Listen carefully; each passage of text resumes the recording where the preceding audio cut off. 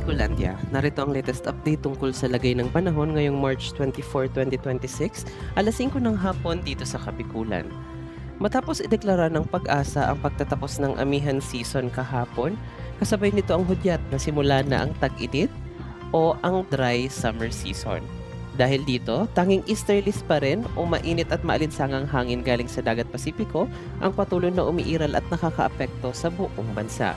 Wala naman bagyong inaasahang mabubuo sa loob at labas ng Philippine Area of Responsibility hanggang sa susunod na linggo.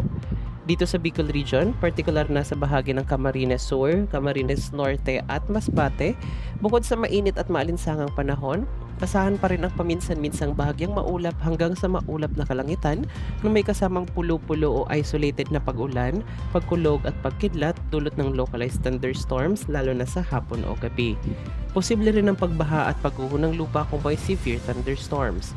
Samantala, sa bahagi naman ng Albay, Sorsogon at Catanduanes, asahan ang maulap na kalangitan na may kasamang kalat-kalat na pag-ulan, pagkulog at pagkidlat. Posible rin ang pagbaha at pagguho ng lupa kung nasa katamtaman hanggang malakas ang buhos ng ulan. Magtungo naman tayo sa kondisyon ng hangin at karagatan. Mararanasan natin ang mahina hanggang sa katamtamang ihip ng hangin na magmumula sa silangan hanggang hilagang silangan. Ang alon naman sa ating mga baybaying dagat ay posibleng umabot sa 1 hanggang 3 metro ang taas. Wala namang nakataas na gale warning sa mga baybayin ng ating rehiyon.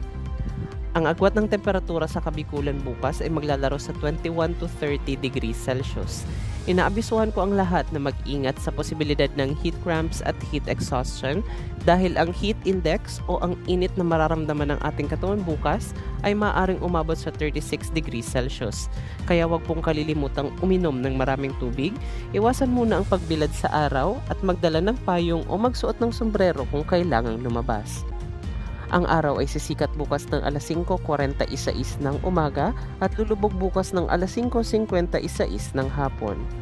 Para sa pinakabagong ulat ng panahon at advisory sa Kabikulan, i-follow ang ating social media account o di naman kaya ang official page ng Pag-asa Southern Luzon. Ito po ang inyong Bicolano meteorologist, Ralph Bismonte.